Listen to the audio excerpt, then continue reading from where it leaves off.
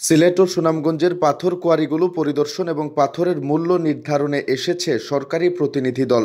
ভূতত্ত্ব এবং খনি ও খনিজ অধিদপ্তরের দুই উপপরিচালক নিয়ে গঠিত একটি টিম পরিদর্শনে এসেছে এইসব কোয়ারি। 14 থেকে 16 অক্টোবর পর্যন্ত সিলেটের কোয়ারিগুলো পরিদর্শন করেছেন তারা, আর 17 ও 18 অক্টোবর পরিদর্শন করবেন সুনামগঞ্জের কোয়ারিগুলো। হঠাৎ করে পাথর কোয়ারিগুলো পরিদর্শন মজুতকৃত পাথরের মূল্য নির্ধারণে সরকারি প্রতিনিধি দল সিলেটে আসার কারণ জানা যায়নি।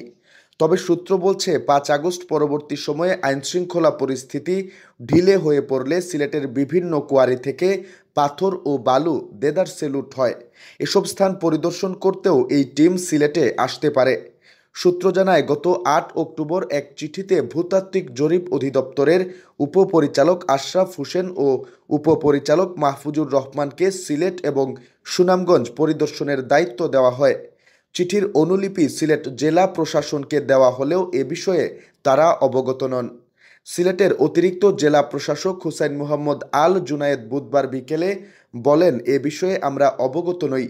এমন টিম আসলে সংশ্লিষ্ট উপজেলার নির্বাহী কর্মকর্তা জানতে পারেন। এদিকে প্রতিনিধি টিমের পরিদর্শনের খবরে সিলেটের পাথর কোয়ারি সংশ্লিষ্ট মানুষের মধ্যে উচ্ছ্বাস দেখা দিয়েছে। তারা মনে করছেন সরকারি প্রতিনিধি দলের পরিদর্শনের মাধ্যমে কোয়ারি খুলতে পারে। তবে সিলেটের প্রায় সবকয়টি কোয়ারি থেকে পাথর উত্তোলনে আদালতের নিষেধাজ্ঞা রয়েছে। এর মধ্যে জাফলংকে পরিবেশ ও পরিবেশগত সংকটাপন্ন এলাকা হিসেবে ঘোষণা করে পাথর উত্তোলনে নিষেধাজ্ঞা রয়েছে। উল্লেখ্য, সিলেট ও সুনামগঞ্জে গেজেটভুক্ত বালু মিশ্রিত 9টি পাথর কোয়ারি রয়েছে।